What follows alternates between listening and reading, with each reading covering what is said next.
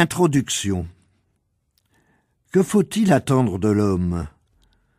Entasser sur lui toutes les bénédictions, submergez-le de bien-être jusqu'à ce que les bulles viennent crever à la surface de sa prospérité comme à celle d'un étang, accordez-lui une telle réussite économique qu'il ne lui restera plus rien à faire que de dormir et de déguster de délicates friandises en discourant à perte de vue sur la continuité de l'histoire mondiale.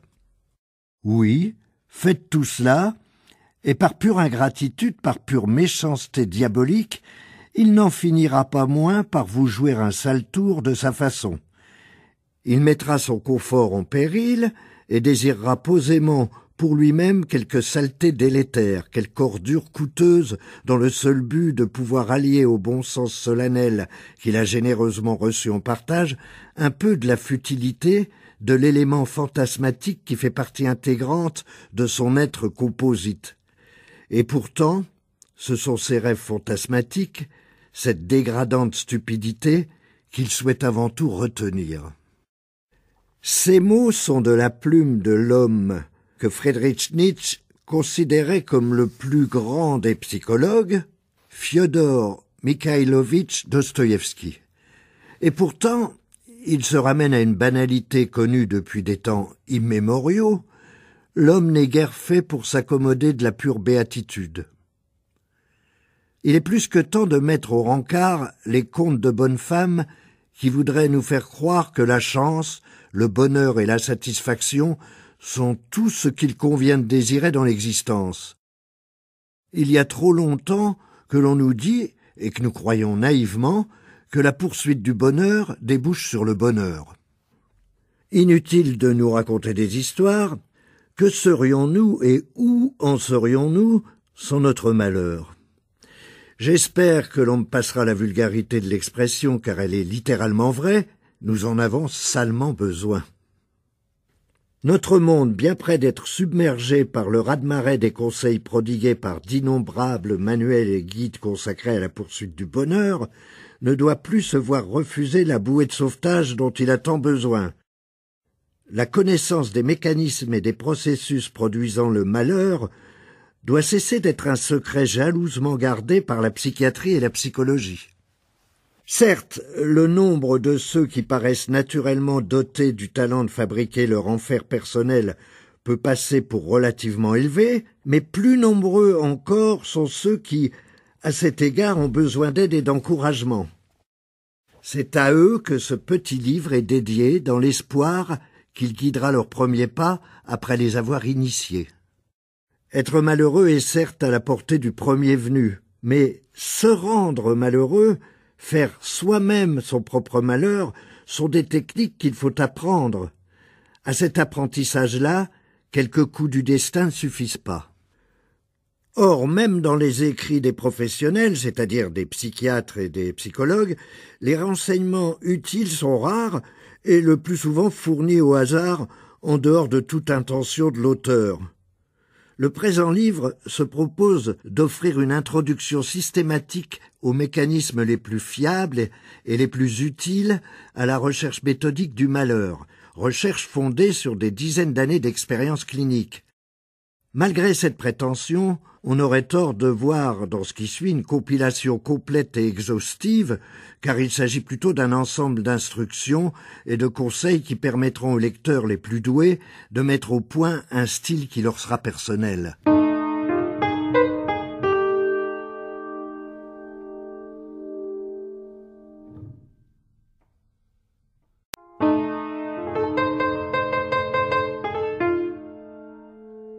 Avant tout, sois loyal envers toi-même, sans jamais renoncer. Cette perle de sagesse remonte au grand chambellan Polonius. Pour en mesurer toute l'importance à l'égard du sujet qui nous occupe, il suffit de se rappeler que dans Hamlet, Polonius parvient, en étant loyal envers lui-même jusqu'au bout, à se faire prendre pour un rat et trucider d'un coup d'épée derrière la tenture où il se cache. Chacun sait aujourd'hui que ce n'est pas en écoutant aux portes que l'on entend dire du bien de soi, mais cette autre perle de sagesse devait être inconnue au royaume de Danemark en ce temps-là. On nous objectera peut-être que l'idée de faire soi-même son malheur est ici portée jusqu'à des extrémités qui outrepassent notre propos, mais il convient d'accorder à Shakespeare quelques licences poétiques. En soi, le principe demeure valide. Vivre en conflit avec le monde, et en particulier avec les autres hommes, voilà qui est à la portée du premier venu, mais sécréter le malheur tout seul dans l'intimité de son fort intérieur, c'est une autre paire de manches. On peut toujours reprocher son manque d'amour à un partenaire, attribuer les pires intentions à un patron, ou mettre sa propre mauvaise humeur sur le compte du temps qu'il fait, mais comment s'y prendre pour faire de soi-même son pire ennemi? Les abords du malheur, comme un itinéraire fléché, sont marqués de divers poteaux indicateurs frappés au coin de la prétendue sagesse des nations. Le bon sens a présidé à leur érection, ou l'instinct immémorial, ou celui des autres noms qu'il vous plaira de donner à cette miraculeuse source d'inspiration. On ne s'inquiétera surtout pas de découvrir si, pour chacun de ces adages, il en existe, en règle générale, un autre qu'il contredit diamétralement. Mieux vaut tenir que courir, mais qui ne risque rien à rien, par exemple. Là n'est d'ailleurs pas la question, car il suffit d'en choisir un, et un seul, et de s'y tenir mordicus. Depuis un tel poste d'observation, il deviendra vite évident que le monde ne tourne pas rond. Et nous tenons là, de surcroît, le moyen de distinguer les véritables experts des dilettantes. Ces derniers s'arrangent, au moins par moments, pour hausser les épaules avec fatalisme et poursuivre la morne tâche de vivre d'un jour sur l'autre.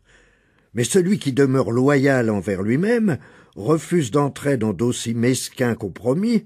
S'il faut choisir entre le monde tel qu'il est et le monde tel qu'il devrait être, notre expert opte, sans balancer, pour le second, rejetant avec horreur le premier. Seul maître à bord de son vaisseau que les rats ont déjà abandonné, il cingle héroïquement à travers la nuit et la tempête.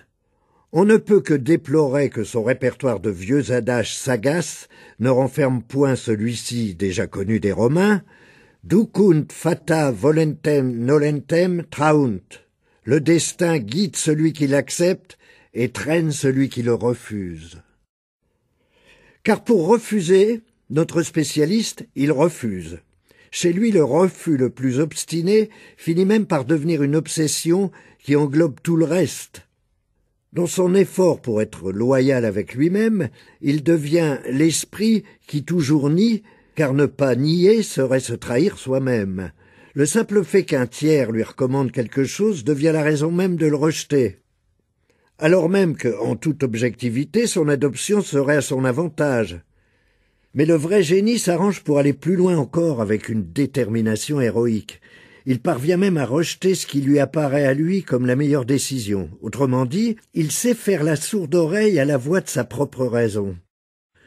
Ainsi le serpent, non content de se mordre la queue, finit-il par se dévorer lui-même tandis qu'est créé un état de malheur qui est au-delà de toute comparaison. Évidemment, cette misère-là demeurera un but sublime, mais à jamais inaccessible.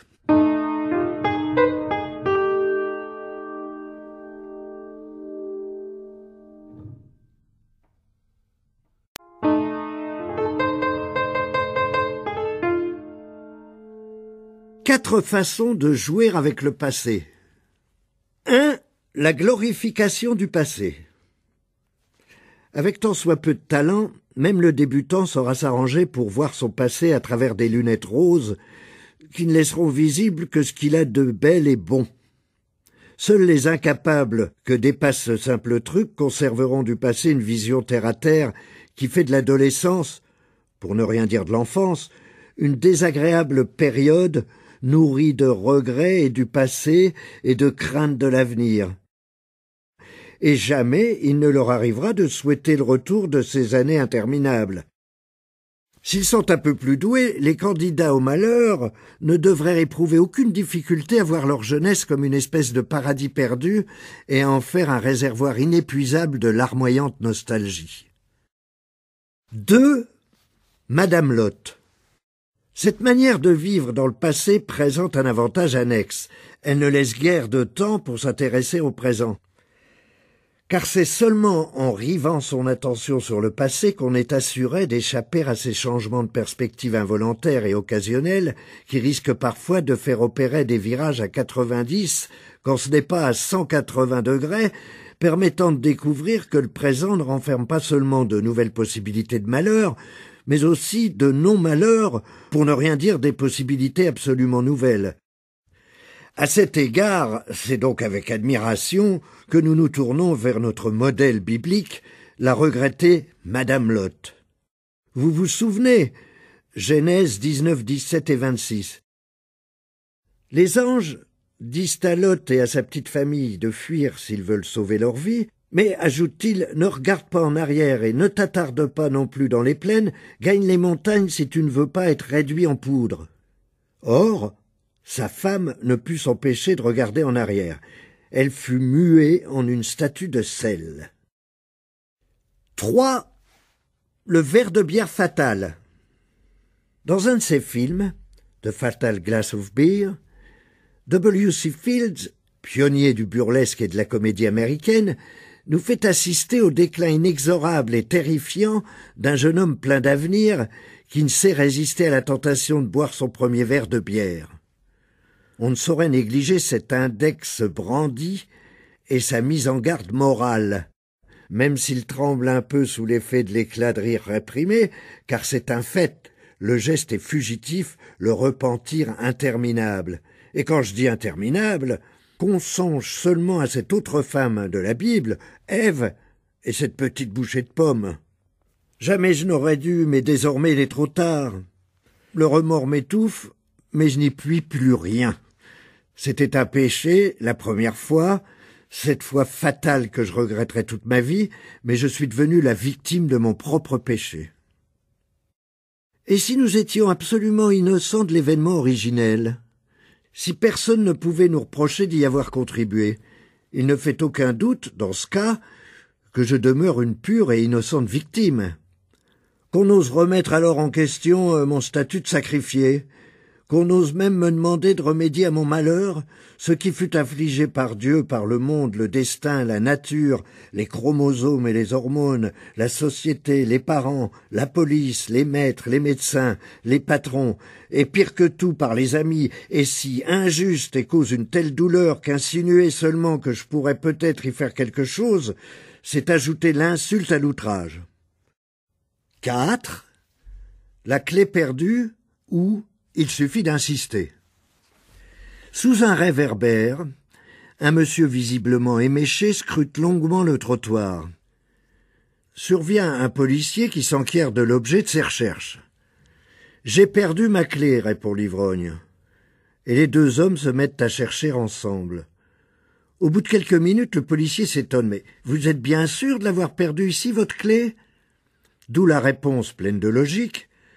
Non, je l'ai laissé tomber plus loin par là-bas, mais il fait beaucoup trop sombre. Absurde, dites-vous. Mais alors, c'est que vous-même ne cherchez pas au bon endroit. Certes, la recherche n'aboutira à rien. C'est tout l'intérêt de la manœuvre, il suffit d'insister. L'importance de ce mécanisme pour le sujet qui nous occupe est évidente. Son application est à la portée des débutants n'ayant bénéficié d'aucune formation particulière. Son usage est d'ailleurs si répandu que, depuis Freud, il assure l'existence confortable de générations de spécialistes qui ont toutefois préféré à notre « il suffit d'insister » un terme de consonance plus scientifique, névrose.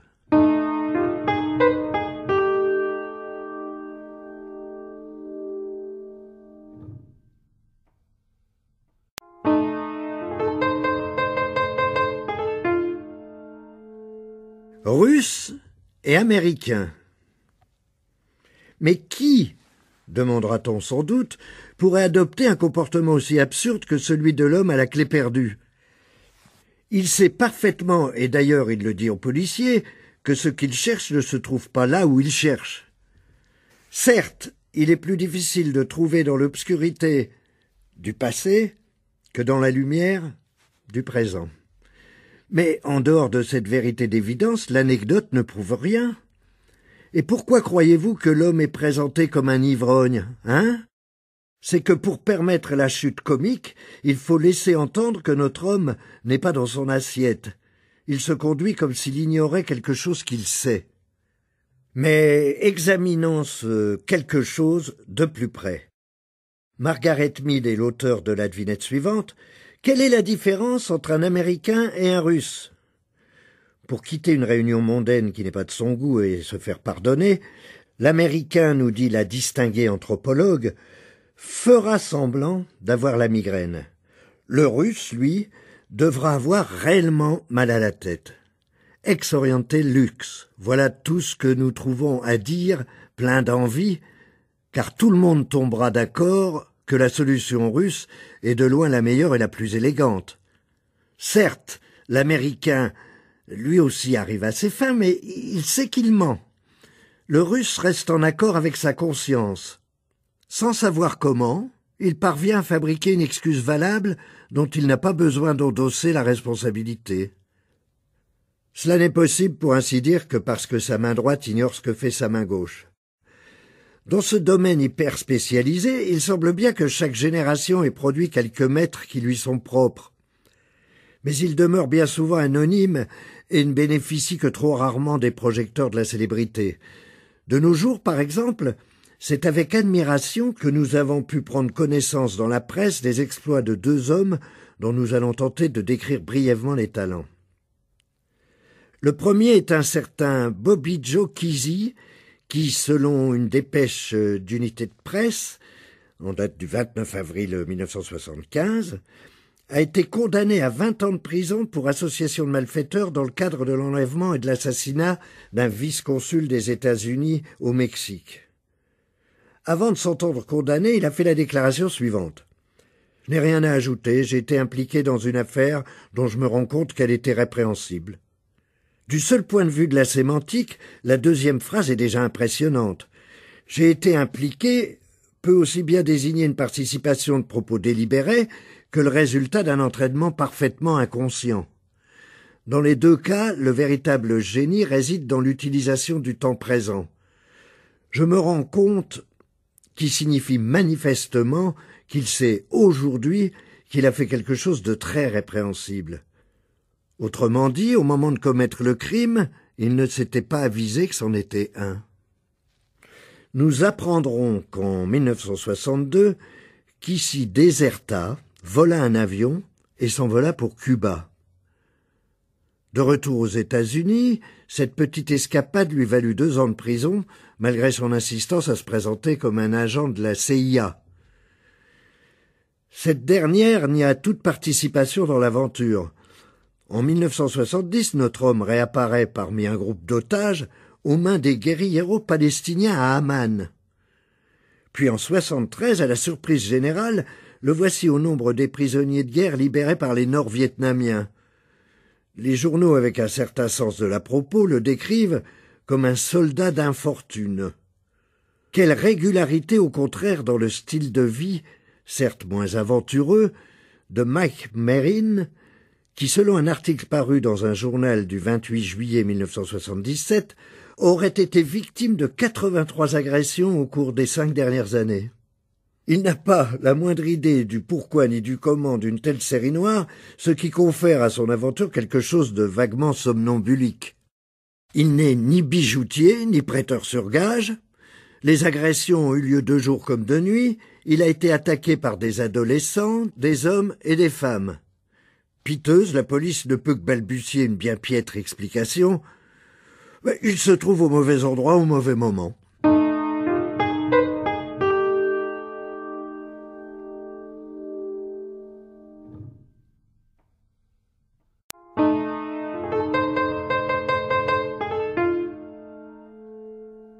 Une histoire de marteau. Celui-ci veut accrocher un tableau. Il possède un clou mais pas de marteau. Le voisin en a un que notre homme décide d'emprunter. Mais voilà qu'un doute le saisit. Et si le voisin s'avisait de me le refuser? Hier, c'est tout juste s'il a répondu un vaccin de tête quand je l'ai salué. Peut-être était-il pressé, mais peut-être a-t-il fait semblant d'être pressé parce qu'il ne m'aime pas. Et pourquoi ne m'aimerait-il pas? J'ai toujours été fort civil avec lui. Il doit s'imaginer des choses. Si quelqu'un désirait emprunter un de mes outils à moi, je le prêterais volontiers. Pourquoi refuse-t-il de me prêter son marteau, hein? Comment peut-on refuser un petit service de cette nature? Ce sont les gens comme lui qui empoisonnent la vie de tout un chacun. Il s'imagine sans doute que j'ai besoin de lui. Tout ça parce que monsieur possède un marteau. Je m'en vais lui dire ma façon de penser, moi. Et notre homme se précipite chez le voisin, sonne à la porte, et sans laisser le temps de dire un mot au malheureux qui ouvre la porte, s'écrie furibond « Et gardez-le, votre sale marteau, espèce de malotru !» Cette technique, en elle-même fort simple et guère nouvelle, permet d'obtenir des résultats étonnants. Il y a 2000 ans déjà qu'Ovide écrivait dans son « Art d'aimer » une défense et illustration de cette technique utilisée dans un but positif. Convains-toi que tu aimes alors que tu désires vaguement. Puis, crois-le, il aime comme il convient celui que son propre discours conduit à la passion. Peu de mécanismes pourraient produire un effet aussi dévastateur que celui qui consiste à affronter brusquement un partenaire qui ne se doute de rien en lui assénant la conclusion d'une longue réflexion fondée sur des postulats imaginaires et dans laquelle il joue un rôle négatif, certes, mais fondamental.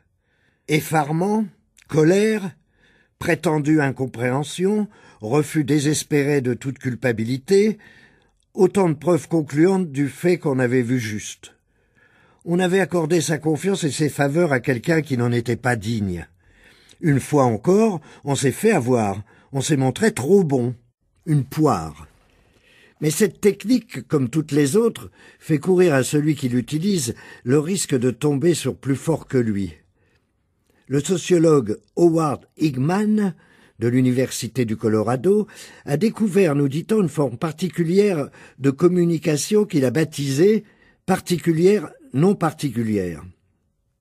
Ainsi, les épouses ont tendance à faire passer leur conjoint d'une pièce à l'autre du foyer en vociférant des questions du genre de « Qu'est-ce que c'est que ces machins-là » Elles s'attendent que leur époux vienne se rendre compte par lui-même de ce dont elles peuvent bien parler. Leur attente est rarement déçue. Mais un mari décida toutefois de se défendre. Sa femme, rentrant à la maison pendant qu'il était au travail dans son bureau, lui cria « Est-ce qu'ils sont arrivés ?» Sans avoir la moindre idée de ce dont il s'agissait, il s'aventura à répondre « Oui ». « Et où les as-tu mis ?»« Avec les autres. » Pour la première fois depuis des années, le reste de sa journée de travail s'écoula sans aucune interruption de la part de son épouse. Mais revenons à Ovide, ou plutôt à ses successeurs. Le premier qui vient à l'esprit est évidemment le pharmacien Émile Coué, 1857-1926. Fondateur d'une école d'autosuggestion dont les adeptes étaient invités à se répéter sans relâche que, chaque jour et dans chacun de leurs aspects, les choses ne cessent de s'améliorer. On voit d'emblée que le propos du pharmacien était à l'inverse du nôtre, mais le plus médiocre talent devrait suffire à basculer la méthode Coué cul par-dessus tête pour la faire servir à la poursuite du malheur. Ainsi armés, nous voici enfin en position de passer à l'examen des applications pratiques.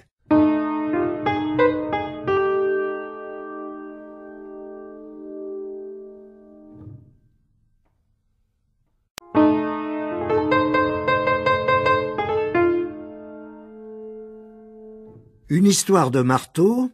Aujourd'hui, les exercices. Exercice 1. Confortablement installé dans un fauteuil, de préférence muni de vastes accoudoirs, on ferme les yeux et on imagine que l'on mord dans une grande tranche de citron bien juteuse. Avec un peu de pratique, ce citron imaginaire doit faire venir l'eau à la bouche. Exercice 2. Toujours assis dans le fauteuil, les yeux clos, faire passer sa pensée du citron aux souliers que l'on porte. Il ne devrait pas s'écouler un temps très long avant que l'on commence à se rendre compte, pour la première fois de sa vie peut-être, que le port de souliers est éminemment inconfortable.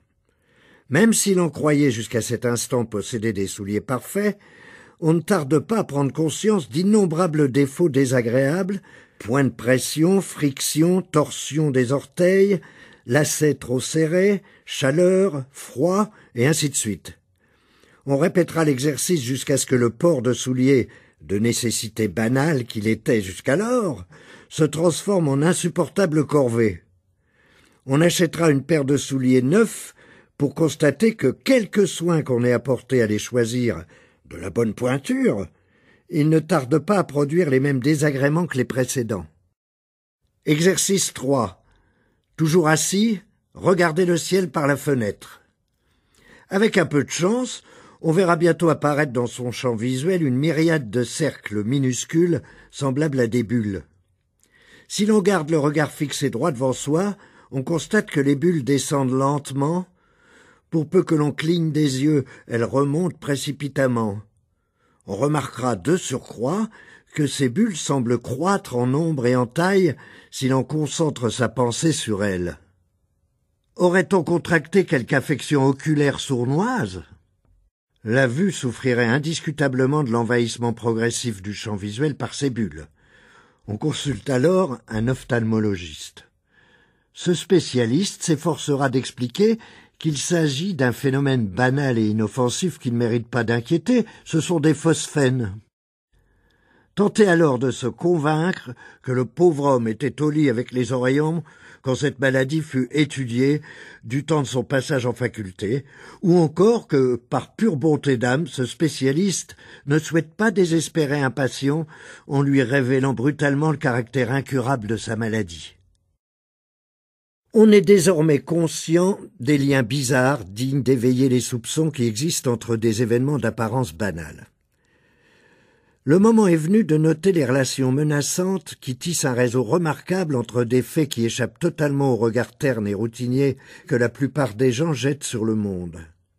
Qu'on examine soigneusement sa porte d'entrée, jusqu'à y découvrir telle égratignure suspecte qu'on n'avait encore jamais remarquée, qu'on réfléchisse à sa signification.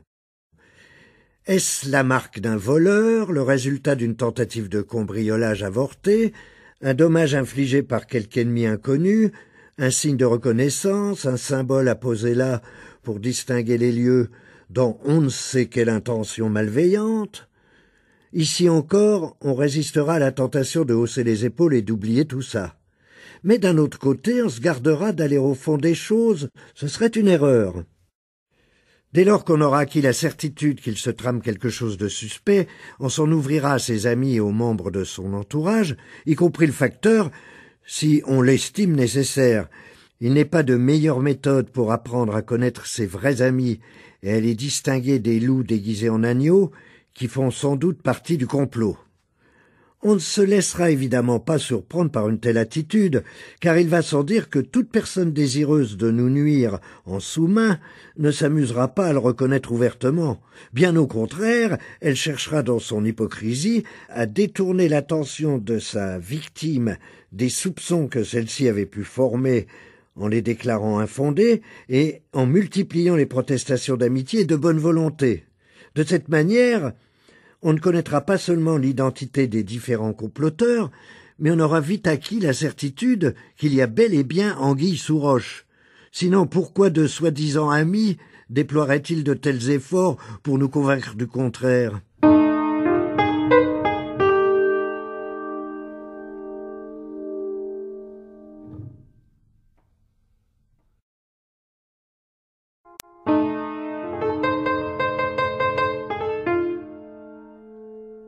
Pour une poignée de haricots.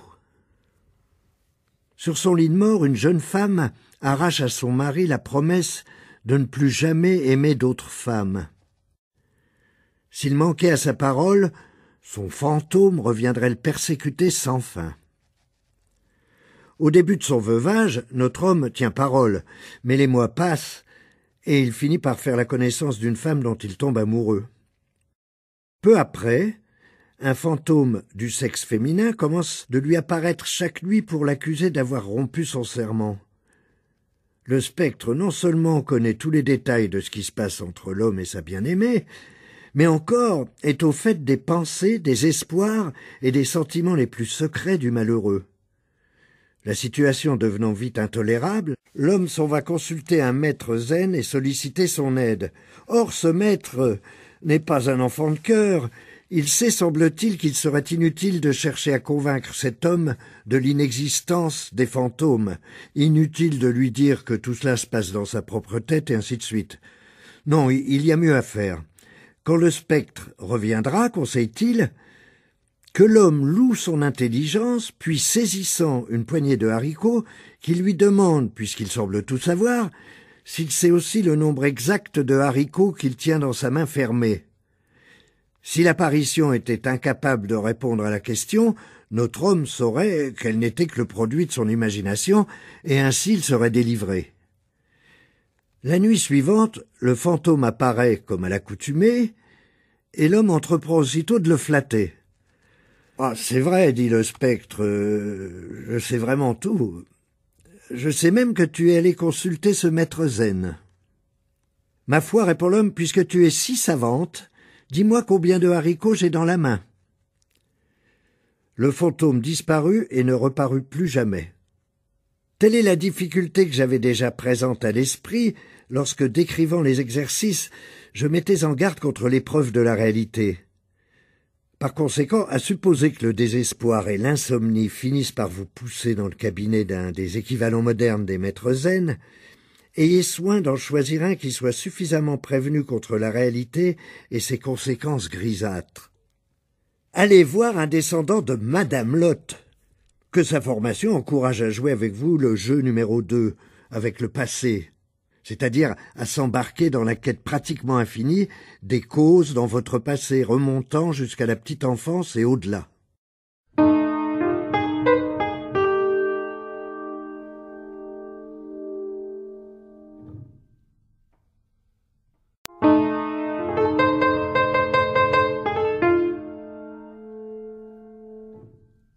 La poudre anti-éléphant.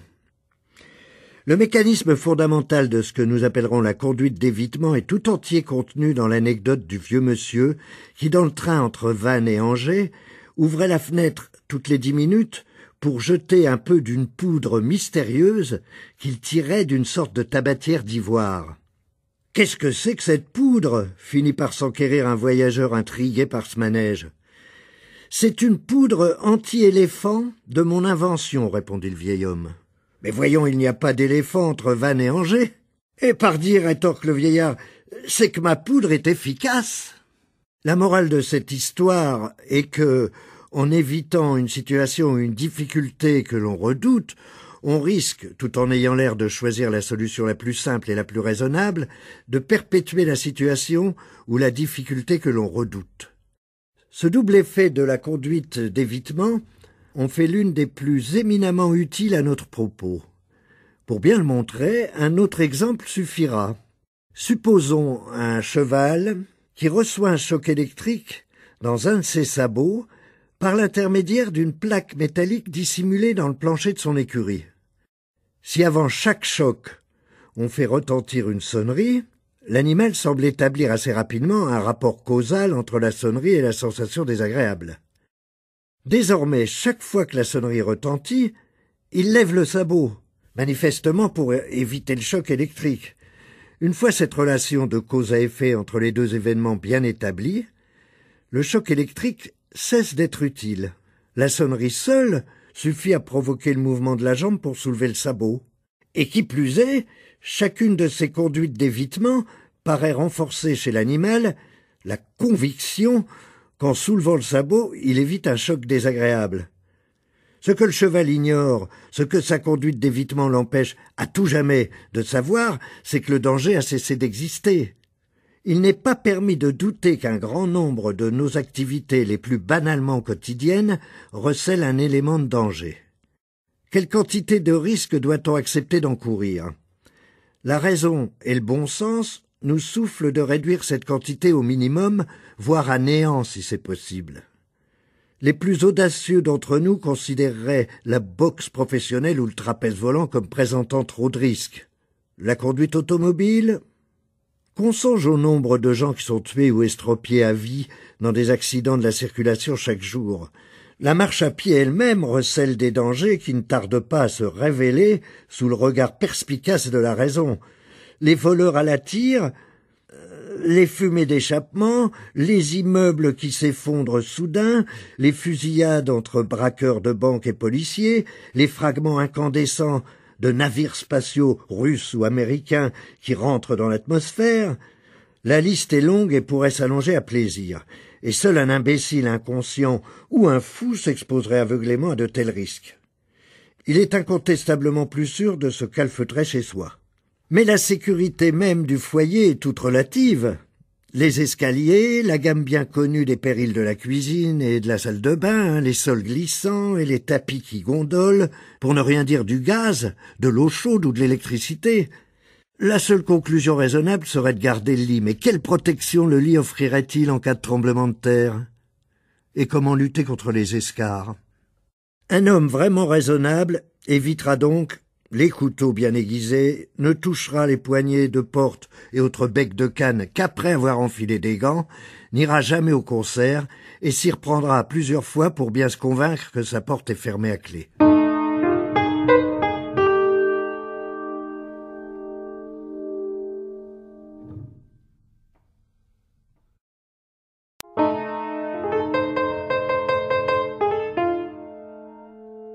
Je l'avais bien dit. Dans le journal du jour, votre horoscope vous met en garde. Vous et les quelques 300 millions de personnes qui sont nées sous le même signe, contre l'éventualité d'un accident. Et ça ne rate pas, vous glissez et vous faites une chute. Tant crie-t-on Noël qu'il vient. L'astrologie, ce n'est pas si creux que ça en définitive. Mais est-ce bien sûr? Pourriez-vous jurer que vous seriez tombé si vous n'aviez pas lu cette prédiction, ou si vous étiez entièrement convaincu de la parfaite inanité de l'astrologie? Après coup, il n'est évidemment pas possible, hélas, de répondre à la question. Le philosophe Karl Popper a exposé l'idée intéressante que, pour présenter les choses de manière assez simpliste, ce sont les actes mêmes par lesquels Oedipe cherche à éviter l'accomplissement de l'effroyable prophétie qui aboutissent à la fatale vérification de l'oracle. Nous rencontrons ici un nouvel effet possible des conduites d'évitement.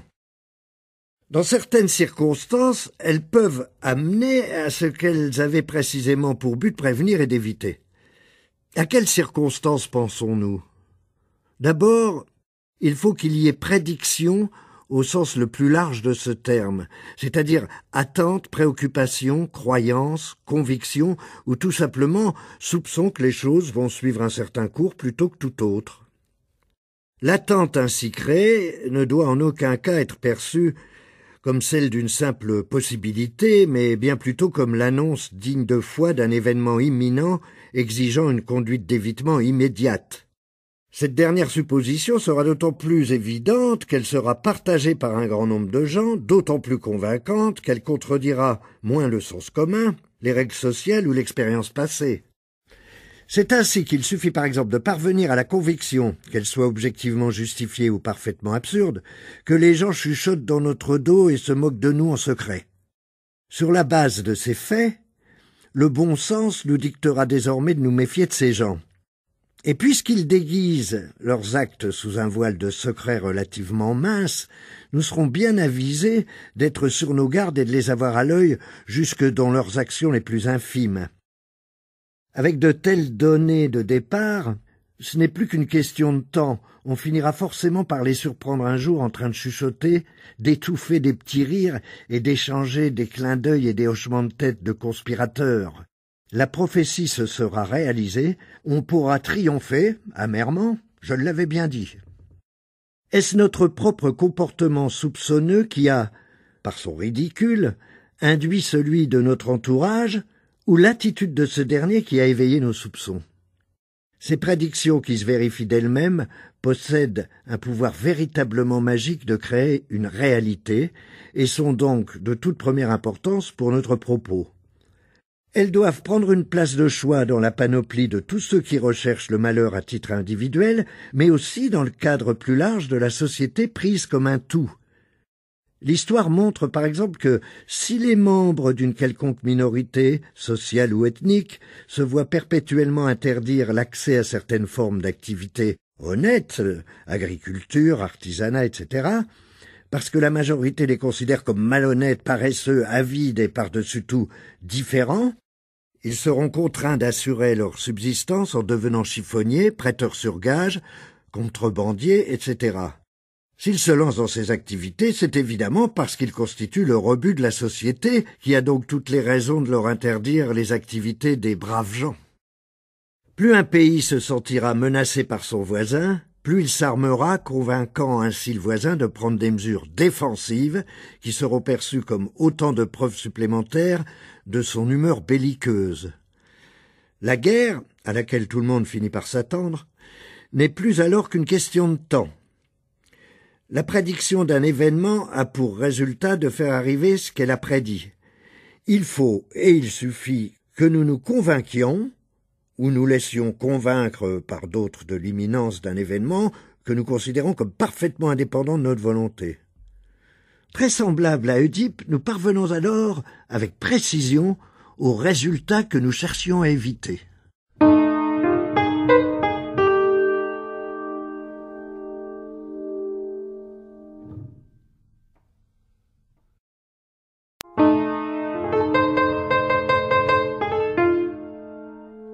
Gardez-vous d'arriver.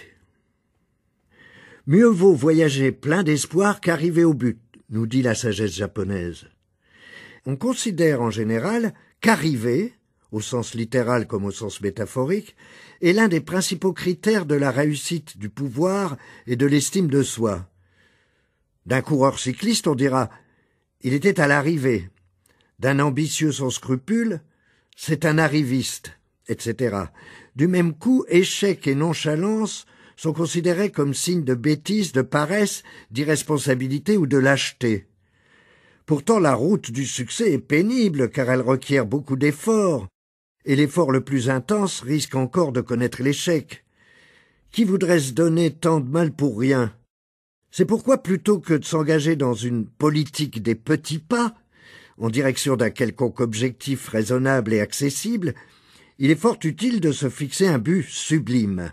Si le but est prodigieusement élevé et lointain, les plus bêtes comprendront que le chemin sera long et pénible et que le voyage exigera des préparatifs eux-mêmes interminables dans leur minutie.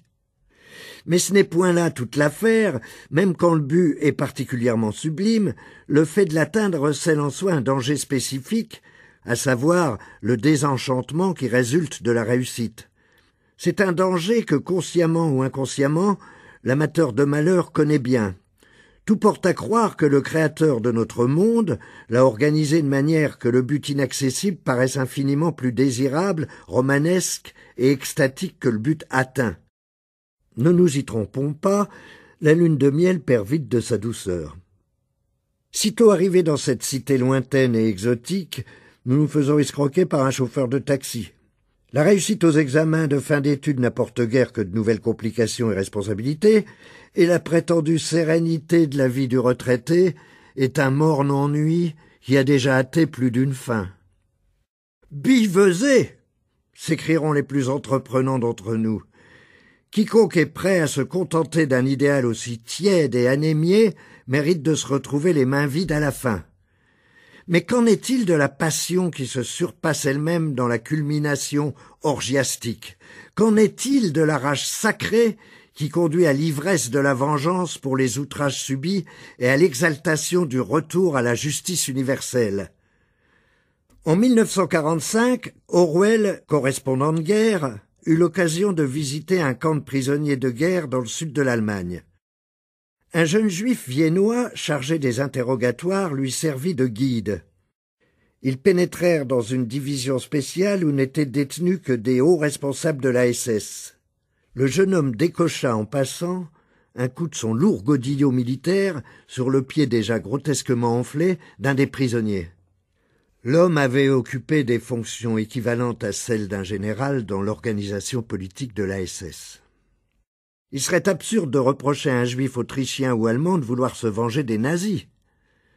Dieu sait ce que les griefs de cet homme-là en particulier pouvaient être, quel compte il avait à régler.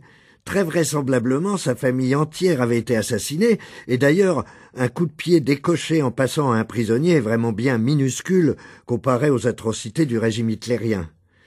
Mais ce que cette scène, comme bien des choses vues en Allemagne, m'a permis de comprendre, c'est que la notion même de vengeance et de punition n'est qu'une rêverie puérile.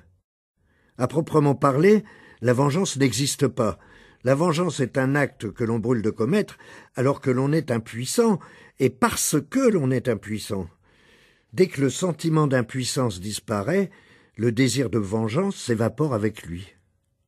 Qui n'aurait sauté de joie en 1940 à la seule idée de voir des responsables SS humiliés et bourrés de coups de pied? Mais quand la chose devient possible, elle n'est plus que dérisoire, pitoyable et dégoûtante. Si la vengeance elle-même n'est pas un plaisir, il doit être moins plaisant encore d'atteindre un but que l'on supposait heureux.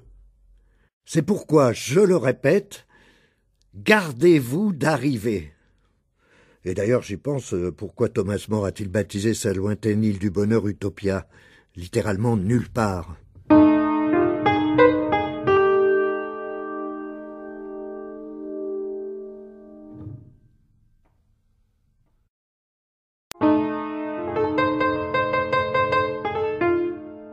Si tu m'aimais vraiment, tu aimerais l'ail. L'enfer, c'est les autres. Cette réplique de la dernière scène de Huis clos a fait fortune, et si mes lecteurs estiment que je n'ai pas assez tenu compte de cette idée de Jean-Paul Sartre, me cantonnant à la recherche du malheur par l'individu lui-même, artificiellement isolé des autres, ils n'ont pas tort. Le moment est venu d'explorer, pour nous familiariser avec lui, l'enfer baroque des relations humaines et de tenter de tirer les leçons du savoir-faire des professionnels de la démolition des relations. Supposons une épouse qui demande à son mari « Cette soupe préparée selon une nouvelle recette est-elle à ton goût ?» Si tel est le cas, il n'aura aucun mal à répondre « Oui », pour la plus grande satisfaction de madame. Mais s'il déteste cette soupe et ne craint pas trop de décevoir sa partenaire, il peut répondre tout simplement non. Mais une difficulté se dresse d'emblée dans le cas statistiquement plus probable, où d'une part il juge la soupe épouvantable, et d'autre part il ne veut pas faire de peine à son épouse. Au niveau de l'objet, c'est-à-dire dans la mesure où il s'agit de l'objet soupe, sa réponse devrait être non. Mais au niveau de la relation, il devrait répondre oui pour ne pas faire de peine. Sa réponse ne peut être oui et non. Il va donc très probablement tenter de se tirer de ce mauvais pas par une déclaration ambiguë du genre « Oui, le goût est amusant », dans l'espoir qu'elle comprendra ce qu'il voudrait lui dire en réalité. L'un des exemples les plus édifiants que je connaisse à cet égard est la confusion entre l'ail et l'amour qui sert de titre à ce chapitre. Les objets, ail compris, forment des sujets de conversation relativement simples. Mais l'amour, qu'on s'y essaie ne fût-ce qu'une fois avec sérieux, tout comme on ruine la meilleure blague en expliquant la chute, il suffit de palabrer à propos des formes apparemment les plus simples des relations humaines pour faire naître des problèmes de plus en plus insolubles. En raffinant encore cette technique, on obtient un certain genre de questions, voire deux. Commençons par un exemple de la première. Imaginez que votre partenaire vous demande à brûle-pourpoint « Pourquoi es-tu en colère contre moi ?» En toute bonne foi, vous ne vous sentez en colère contre rien ni personne. Mais la question insinue que son auteur sait mieux que vous-même ce qui se passe dans votre propre esprit et que la réponse « Mais je ne suis pas en colère du tout » est un pur et simple mensonge. Cette technique, aussi connue sous le nom de lecture dans la pensée ou encore de voyance, tire sa remarquable efficacité du fait qu'on peut discuter jusqu'au jugement dernier des humeurs et de leurs manifestations visibles et de ce que la plupart des gens entrent en fureur quand on leur attribue des sentiments négatifs. La variante consiste à affronter son interlocuteur avec une déclaration aussi hardie et décidée que nébuleuse. Si l'autre demande de quoi diable on peut bien parler, on referme le piège en expliquant « Le seul fait que tu aies besoin d'une explication pour comprendre ce que je dis là prouve ta vraie nature ». Cette technique a une histoire déjà vénérable, car il semble bien qu'elle soit utilisée depuis des siècles dans le traitement des prétendus dérangés. Quand une personne qu'on prétend déranger exige de savoir sans équivoque ce qu'est au juste la folie dont on l'accuse, cette question même peut passer pour une preuve supplémentaire de cette folie. Si vous n'étiez pas dans un tel état, vous sauriez exactement de quoi nous parlons. On ne peut nier qu'une méthode bien définie préside à ce que cette réponse a de proprement démentiel. Tant que le patient accepte la définition des relations dans les termes suivants « nous sommes normaux, tu es fou », il reconnaît être fou. Mais s'il demande à y voir un peu plus clair, cette demande elle-même est aussitôt muée en preuve supplémentaire de sa folie. Après l'échec de cette tentative d'incursion en territoire humain, le patient n'a plus qu'à s'arracher les cheveux de rage impuissante ou à retomber dans le silence. Dans les deux cas, il fait la démonstration du degré de son mal et prouve à quel point les autres avaient raison dès le début.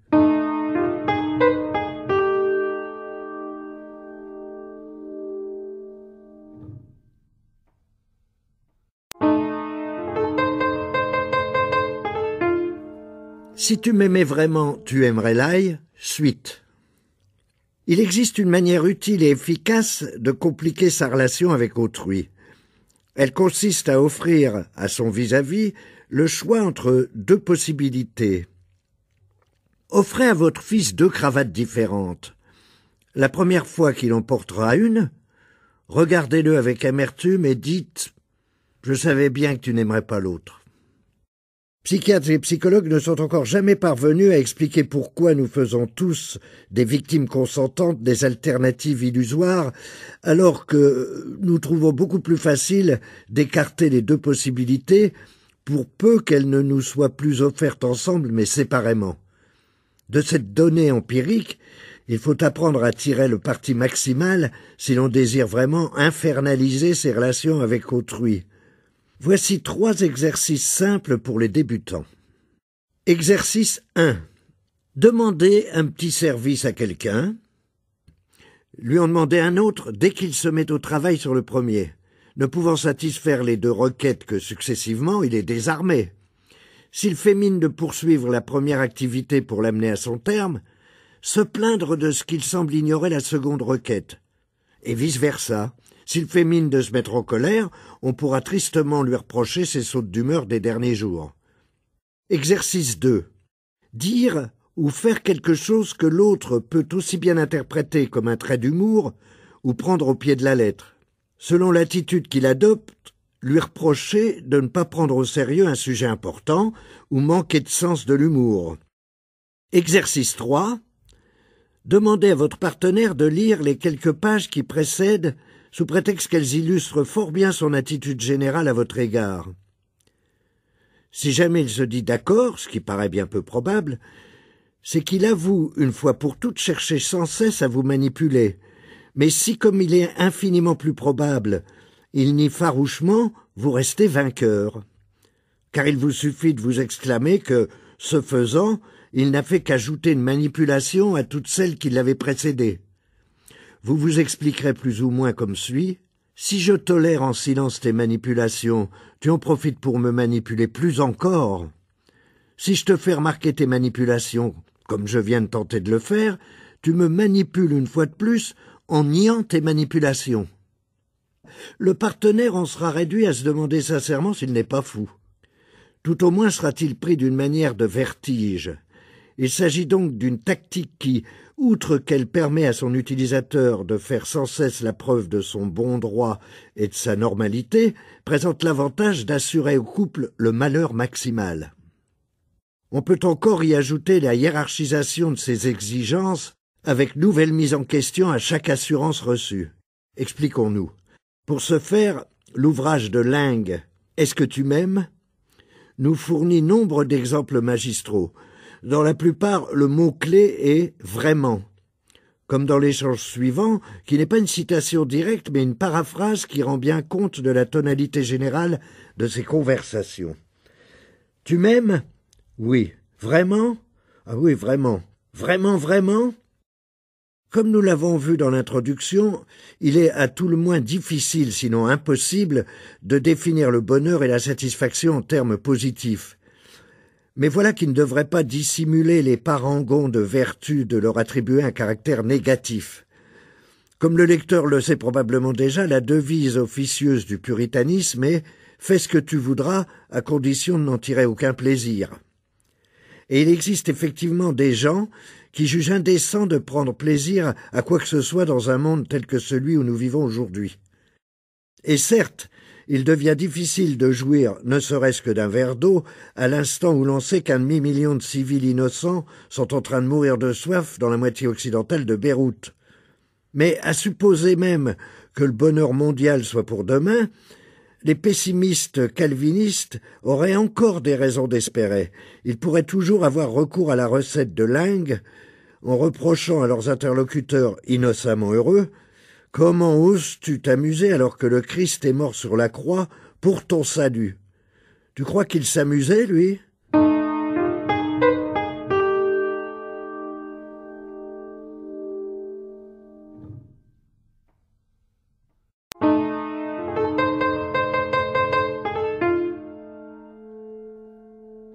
Sois spontané. Toutes ces variations sur le thème fondamental de l'amour et de l'ail ne sont qu'inoffensives escarmouches comparées au terrifiant pouvoir de destruction de l'exigence, si innocente d'apparence, d'un comportement spontané. De toutes les embrouilles, chausses-trappes et autres pièges à feu qui constituent l'arsenal du professionnel de la destruction des relations expérimentées, le paradoxe du « sois spontané » est de loin le plus universellement utilisé. Et pour un paradoxe, c'en est un de première bourre, si l'on veut bien me passer l'expression, satisfaisant aux plus sévères exigences de la logique formelle. Faire spontanément ce que l'on a reçu l'ordre de faire est aussi impossible que d'oublier par décision consciente ou de décider de dormir plus profondément. Ou bien l'on agit spontanément, c'est-à-dire à sa propre discrétion, ou bien l'on obéit à un ordre et par conséquent on n'agit pas spontanément. D'un point de vue purement logique, il est impossible de faire les deux à la fois. C'est l'exemple rebattu et misérable de la mère qui exige que son fils fasse ses devoirs, non point parce que c'est la règle à l'école, mais parce qu'il devrait aimer ça. Nous tombons ici sur le retournement de la définition du puritanisme. Ce n'est plus ton devoir est de ne pas t'amuser, mais au contraire ton devoir devrait t'amuser. Que faire lorsqu'on est dans la situation de ce petit garçon qui devrait aimer faire ses devoirs ? On est contraint de supposer que l'on n'est pas normal ou que l'on vit dans un monde anormal. Or, comme le monde échappe presque totalement à l'action individuelle, on est pratiquement contraint de s'en prendre à soi-même. Imaginez que vous soyez né au sein d'une famille dans laquelle, pour une raison quelconque, tout le monde est censé être heureux. Ou pour être plus précis, une famille où les parents souscrivent entièrement à l'idée que la belle humeur ensoleillée d'un enfant constitue la meilleure preuve de la réussite parentale. Voyez ce qui va se produire chaque fois que vous serez de mauvaise humeur ou fatigué, chaque fois que vous aurez peur de votre classe d'éducation physique, du dentiste ou de l'obscurité, ou quand vous refuserez de devenir louveteau. Vos parents n'y verront pas autant d'humeur passagère, autant d'accès de fatigue ou d'inquiétude typiquement enfantine. Pour eux, ce sera une accusation d'autant plus parlante qu'elle sera silencieuse, une preuve de leur échec. Et contre cette accusation, ils se défendront en vous rappelant tout ce qu'ils ont fait pour vous, tous les sacrifices qu'il leur aura fallu consentir, bref, le peu de droit ou de raison que vous aurez de n'être pas heureux. Cette recette toute simple qui permet d'incorporer la tristesse, l'infériorité morale et par-dessus tout l'ingratitude au même bouillon que l'ail et l'amour, est d'une importance considérable dans la poursuite du malheur. Elle est éminemment apte à précipiter autrui dans la plus profonde culpabilité, que l'on peut ensuite définir elle-même comme l'un des sentiments que l'autre n'aurait pas besoin d'éprouver s'il n'était pas précisément la personne qu'on lui reproche d'être. Quand l'étudiant sera venu à ce point, il devrait être capable de créer tout seul ses pires dépressions. Mais il faut obligatoirement en passer par là, car il est pratiquement impossible d'induire semblable sentiment de culpabilité chez des gens n'ayant subi aucune formation. Je pense à ces gens épais et dépourvus d'imagination qui, s'ils ont bien leur mauvaise humeur passagère, tout comme les candidats à la dépression, n'en soutiennent pas moins le point de vue simpliste que les moments de tristesse font partie intégrante de toute existence normale. Bref, que ça va, ça vient, et que si ce n'est pas fini ce soir, ma foi, ce sera passé demain. Non, la dépression digne de ce nom est tout autre chose. Elle tient à la capacité de se répéter perpétuellement ce que l'on s'est entendu dire pendant son enfance, à savoir qu'on n'a pas le droit ni aucune raison d'être triste. Ainsi, on peut être assuré que la dépression s'approfondira et durera bien plus longtemps. Quant à ceux qui, suivant les dictates du bon sens et de leur propre cœur sans malice, tenteront de venir au secours de la personne déprimée en lui remontant le moral et en l'encourageant à se reprendre, ils seront naïvement étonnés de découvrir que ça n'a l'air que de faire empirer les choses, car désormais, la victime peut se sentir doublement coupable. Non seulement elle ne devrait pas être déprimée, mais encore, elle peut s'accuser d'être incapable de participer à la bonne humeur légère de tous ces braves gens et d'avoir cruellement déçu leurs bonnes intentions. Cela ne fait apparemment guère de différence que le paradoxe soit heureux nous soit imposé par nous-mêmes ou par quelque autorité extérieure. Il n'est d'ailleurs que l'une des nombreuses variations du paradoxe soit spontanée.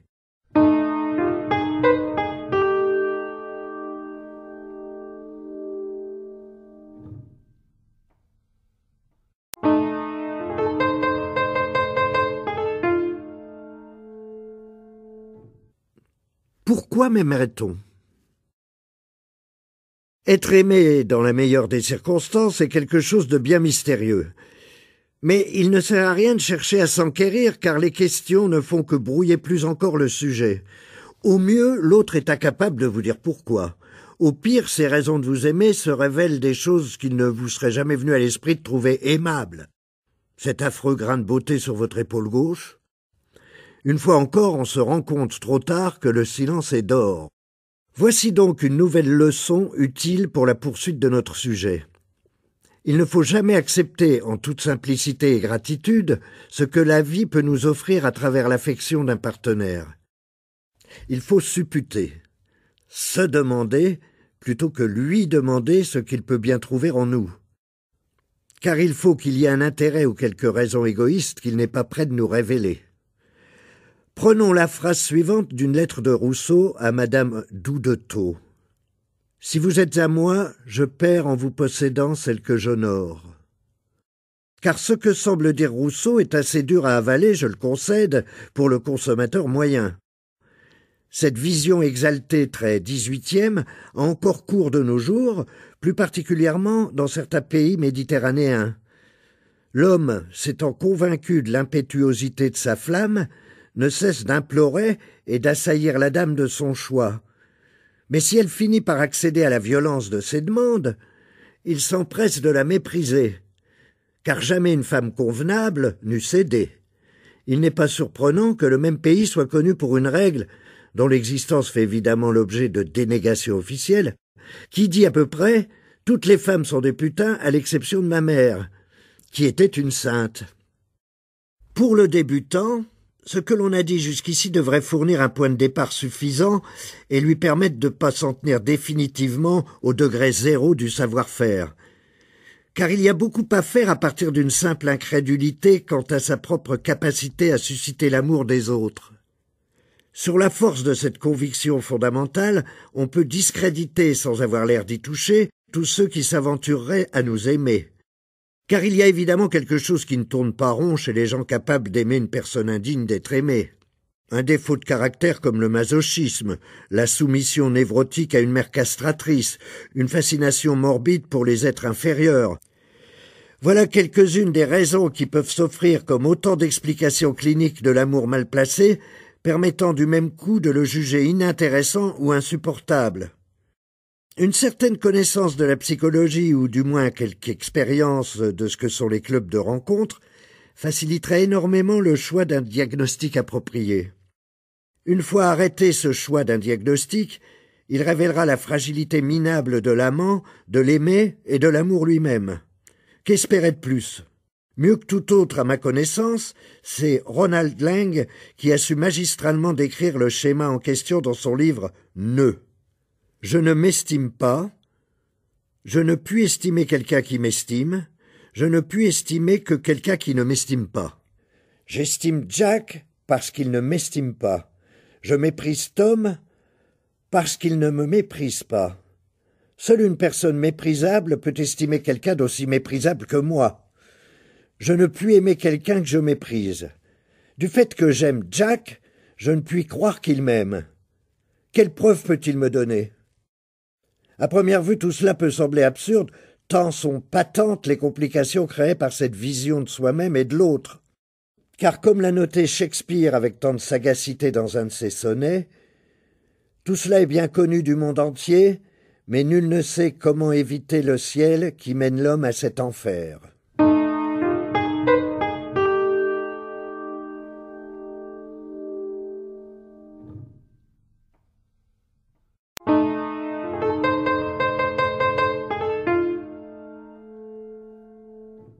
Les pièges de l'altruisme. Qui aime veut venir en aide à l'objet aimé, mais le désir spontané de voler au secours d'autrui ne présuppose pas forcément l'existence d'une relation amoureuse individuelle. Au contraire, l'altruisme qui pousse à venir en aide à un inconnu est considéré comme une manifestation d'une particulière noblesse. Cette aide altruiste constitue un idéal élevé et, dit-on, contient en elle-même sa propre récompense. Comme toute autre attitude noble, l'altruisme, l'aide désintéressée sont susceptibles de salissure et d'amoindrissement par la lueur blême de la pensée. Pour mettre en doute la pureté altruiste, il suffit de se demander si l'on ne possède pas dans le fond des mobiles cachés. Cette bonne action n'était-elle pas un dépôt de fonds sur mon compte personnel en paradis? Ne visait-elle pas à en mettre plein la vue à des tiers? Voulais-je me faire admirer?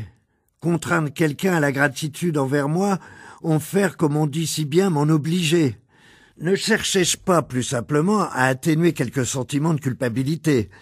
Il n'existe manifestement pas de limite au pouvoir de la pensée négative, il suffit de chercher pour trouver. Pour le pur, tout est pur, mais le pessimiste, au contraire, saura découvrir le pied fourchu, le talon d'Achille ou toute autre métaphore dans le champ de la podiatrie. Tout ce dont il est besoin ici est une relation fondée principalement sur le fait que l'un des partenaires a besoin d'aide, tandis que l'autre est prêt à la fournir. Il est dans la nature d'une telle relation de n'avoir que deux résultats possibles, et les deux sont fatals. Soit l'aide n'aboutit à rien, soit elle réussit. Il n'existe pas de troisième possibilité. Dans le premier cas, l'altruiste le plus invétéré finira par avoir son compte et se retirera de la relation. Mais dans le second, en cas de réussite, l'autre cessera par définition d'avoir besoin d'aide et la relation s'effondrera d'elle-même, ayant perdu sa signification. Les plus idéalistes diront désormais que les deux partenaires sont en mesure d'établir une relation adulte, équilibrée, totalement nouvelle. Allez donc raconter ça à un véritable altruiste. Dans la théorie de la communication, ce modèle est connu sous le terme de collusion. Il désigne un arrangement assez subtil, une forme de donnant-donnant, souvent inconsciente, dans lequel je me laisse confirmer et sanctionner par mon partenaire dans la manière dont je me vois moi-même et désire me montrer. Le débutant non encore initié demandera naïvement pourquoi ce besoin d'un partenaire. La réponse est simple. Peut-on imaginer une mère sans enfant, un médecin sans patient, un chef d'État sans État? Ce seraient des ombres, des ébauches d'êtres humains, pour ainsi dire. Seul un partenaire jouant dans sa relation avec nous le rôle requis peut nous rendre réels. En son absence, il nous faut dépendre de nos seuls rêves, dont l'irréalité est un caractère reconnu. Qu'on me permette de citer Sartre, pendant que je tente de me libérer de l'emprise d'autrui, autrui tente de se libérer de la mienne. Pendant que je cherche à asservir autrui, autrui cherche à m'asservir. Il ne s'agit nullement ici de relations unilatérales avec un objet en soi, mais de rapports réciproques et mouvants.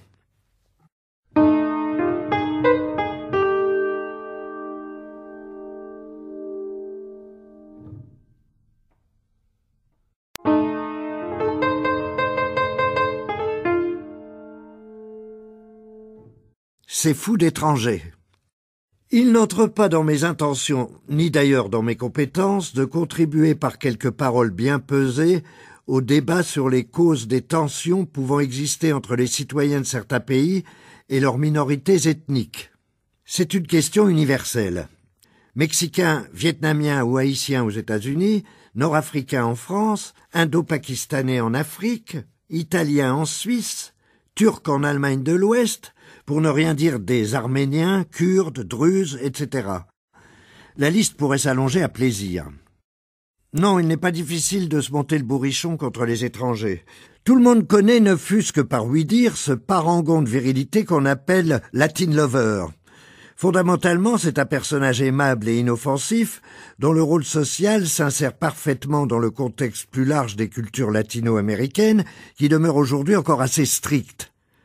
J'entends par là que dans la soi-disant bonne société de ces divers pays, il existe, du moins officiellement, de très strictes limites aux escapades et romances prémaritales. Cela permet aux Latin lovers de se lancer à corps perdu dans le comportement passionnément languissant qui est le sien et qui forme le complément parfait de l'attitude sensuelle, brûlante mais radicalement dépourvue de complaisance des beautés latinas. Il ne faut pas s'étonner, dans ces conditions, que les chansons du folklore sud-américain, et avant tout le magnifiquement nostalgique tango, ne cessent d'exalter les souffrances exquises de l'amour impossible, de la séparation fatale quelques secondes avant l'accomplissement, de la splendeur étranglée de larmes de l'ultima noche. Cependant, après avoir écouté un grand nombre de ces chansons, l'étranger moins romanesque et sentimental commence à se demander si c'est bien là tout ce qui se passe. À de rares exceptions près, la réponse est oui. Exportons maintenant le Latin Lover vers les États-Unis ou les pays scandinaves. Il en résultera toutes sortes de difficultés. Il entreprendra aussitôt le siège des beautés locales avec toutes les manifestations d'adoration languide qui lui sont comme une seconde nature. Mais elle ne joue pas le même jeu et risque de le prendre au sérieux. Dans ses règles du jeu à lui, elles doivent les conduire ou le faire patienter jusqu'à la nuit de noces. On n'a guère de mal à imaginer les complications qui vont résulter de ce quiproquo, tant pour les malheureuses qui l'auront prise au sérieux, que pour le Latin lover, soudain menacé d'avoir approuvé beaucoup plus que ses capacités à attendre, puis à chérir l'ultima noche. Ici encore, nous voyons combien il est préférable de voyager le cœur gonflé d'espérance que d'arriver à destination. Le même genre de difficulté empoisonne désormais la vie de l'homme italien du fait de l'émancipation progressive des femmes de son pays. Avant ce changement, le comportement de l'Italien pouvait être aussi passionné qu'il l'estimait nécessaire. Le risque était mince puisque l'objet de ses attentions repoussait ses plus brûlantes avances avec une régularité de métronome. Si je passe plus de 5 minutes seul dans la compagnie d'une femme, de n'importe quelle femme, sans essayer de la plotter, elle va me prendre pour un homosexuel. Hélas, ces dames ont l'esprit de plus en plus ouvert et, dans la mesure où les statistiques psychiatriques sont dignes de foi, le nombre des hommes qui entrent en traitement pour impuissance ne cesse de croître. Se lancer dans le flamboyant rôle du Latin lover n'est sans danger qu'en face d'une partenaire dont on est assuré qu'elle saura adopter automatiquement l'attitude complémentaire, celle du refus coquet mais relativement maternel. Les Européens de passage aux États-Unis risquent au contraire une mésaventure qui est à l'opposé de celle du Latin lover. Dans toutes les cultures, il existe de brèves périodes au cours desquelles le contact oculaire direct avec un inconnu est autorisé. Quand ce temps autorisé est dépassé ne fût-ce que d'une seconde, les résultats sont bien différents aux États-Unis et en Europe. L'Européenne, ainsi fixée par son vis-à-vis, en est rapidement ennuyée et détourne généralement les yeux. En Amérique du Nord, l'habitude, surtout pour les femmes, est de sourire. Cette réaction totalement inattendue risque de conduire le plus timide des Européens à supposer qu'il vient de susciter chez l'autre je ne sais quelle sympathie particulière, une manière de coup de foudre en somme, et que la situation recèle des possibilités inattendues. Or, elle ne recèle rien du tout, c'est tout simplement que les règles du jeu sont différentes.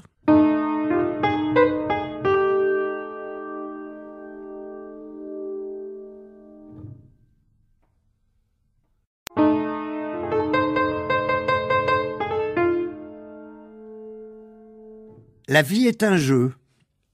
Le psychologue Alan Watts a dit un jour que la vie est un jeu dont la règle numéro 1 est la suivante. Attention, ce n'est pas un jeu, soyons sérieux. Nous avons déjà vu plus d'une fois qu'une des principales préconditions à la recherche du malheur est la capacité d'empêcher sa main droite de savoir ce que fait la main gauche. C'est l'unique façon de jouer au petit jeu de Watts, jeu de main, jeu de vilain. Mais on aurait tort de voir là un passe-temps de rêveur. Depuis les années 1920, il existe même un domaine des mathématiques supérieures, la théorie des jeux, pour traiter de tout cela. Évidemment, pour le mathématicien, le mot même de jeu n'emporte pas de nuances ludiques et enfantines. Il s'agit plutôt pour lui d'un cadre conceptuel gouverné par un corpus de règles spécifiques qui détermine à leur tour les comportements possibles des participants, les joueurs. Il va sans dire que les chances de gain sont d'autant plus grandes que l'on a bien compris les règles et qu'on sait les appliquer au mieux. La théorie des jeux opère d'emblée une distinction fondamentale entre deux catégories de jeux. Ceux dans lesquels la somme des gains et des pertes est égale à 0, et les autres. Considérons d'abord les premiers. Ce sont les jeux où les pertes d'un joueur constituent les gains d'un autre. Les paris entre deux personnes reposent tous sur ce principe « ce que je perds, tu le gagnes ». Dans la seconde catégorie de jeux, les pertes et les gains ne s'annulent pas. Cela signifie que leur somme peut être inférieure ou supérieure à 0. Autrement dit, dans cette forme de jeu, les deux joueurs en présence peuvent perdre ou gagner. Au premier coup d'œil, cela peut paraître étrange, mais les exemples ne manquent pas. Prenons la grève. En règle générale, les joueurs en présence, main-d'œuvre et patronat, perdent tous les deux. Car même si dans le cours de l'affrontement, l'une des parties en présence s'assure un avantage, la somme générale des gains et des pertes n'est pas forcément égale à 0 et peut fort bien être un nombre négatif. Imaginons donc que la perte de production résultant de la grève vienne favoriser un concurrent mis à même de vendre une plus grande quantité de ses produits. Les pertes de l'entreprise affectée par la grève sont égales aux nouveaux profits de la firme concurrente. Mais on remarquera que les pertes de la première entreprise affectent aussi bien le patronat que les travailleurs, qui en ce sens sont les uns et les autres perdants. Les associations humaines sont-elles des jeux à somme 0 ? Pour y répondre, il va nous falloir déterminer si les gains d'un partenaire peuvent être considérés comme les pertes de l'autre. Il suffit d'entamer un jeu à somme 0 au niveau des relations pour être assuré de la tournure infernale que prendront les choses tôt ou tard. Car désespérément obsédés par l'idée de gagner pour ne pas perdre, les joueurs de ce genre de jeu risquent d'oublier une chose, le principal adversaire, la vie, et tout ce qu'elle a à offrir en dehors de la victoire et de la défaite. C'est en face de cet adversaire que les deux partenaires perdent l'un et l'autre. Pourquoi est-il si difficile pour nous de nous rendre compte que la vie n'est pas un jeu à somme 0, que nous pouvons gagner tous les deux si nous ne sommes pas obsédés par l'idée qu'il nous faut vaincre l'autre pour ne pas perdre nous-mêmes? Et plus encore, ce qui échappe totalement à la compréhension des maîtres du jeu à somme 0, qu'il est même possible de vivre en harmonie avec ce partenaire omniprésent, la vie. Il existe une seule règle simple qui pourrait mettre un terme à ce jeu, mais elle n'appartient pas à ce jeu qui est donc interminable. On la désigne sous bien des noms différents, qui tous ont à peu près la même signification, loyauté, tolérance, confiance, etc. Par devers nous, dans la tête, nous avons toujours connu l'existence de cette règle. Il existe même d'obscurs proverbes qui y font allusion. On retire de l'existence ce que l'on y a mis, ou encore c'est la question qui détermine la réponse, etc., etc. Mais il y a les tripes, et à ce niveau-là, rares sont les bienheureux qui y croient vraiment. Le croire, ce serait non seulement savoir que nous sommes les artisans de notre propre malheur, mais comprendre que nous pourrions tout aussi bien construire notre bonheur. Puisque ce petit livre s'ouvrait sur une citation de Dostoïevski, on me permettra de le conclure par une autre. Dans Les Possédés, l'un de ses personnages les plus énigmatiques fait la déclaration suivante qui se rapporte bien à notre sujet. « Tout est bien, tout. L'homme est malheureux parce qu'il ne sait pas qu'il est heureux. Ce n'est que cela, c'est tout, c'est tout. Quand on le découvre, on devient heureux aussitôt, à l'instant même. Bref, la situation est désespérée, et la solution désespérément simple.